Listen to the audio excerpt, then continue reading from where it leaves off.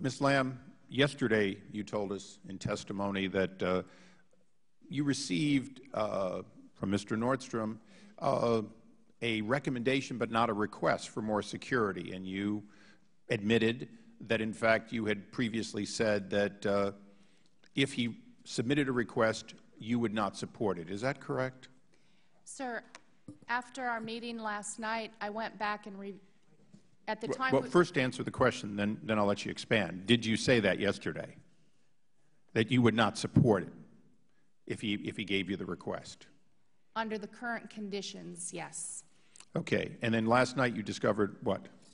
I went back and reviewed the July 9 cable from which I was referring, and that was not in that cable. I've been reviewing lots of documents. Well, we have a July 9 cable. It's one of them that I put in the record. Yes. That in fact has the words request.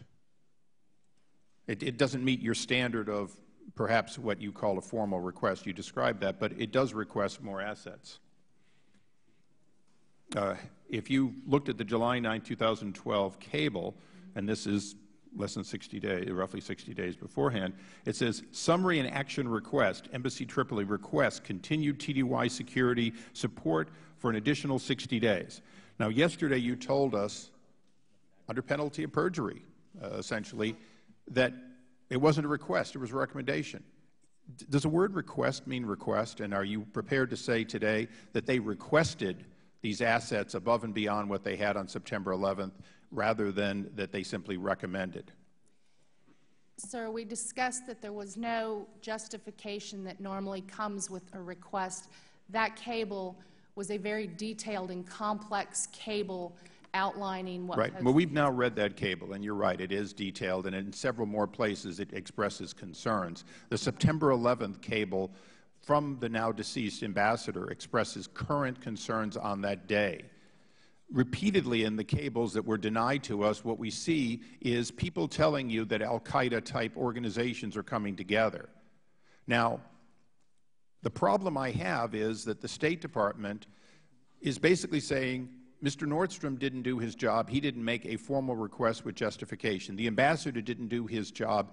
He didn't make a good enough case. And that's what you're standing behind here today, in addition to saying, well, there were 5 people there, therefore. An embassy, or a compound owned by us and serving like a consulate, was in fact breached less than 60 days before, approximately 60 days before the murder of the ambassador in that facility. Isn't that true?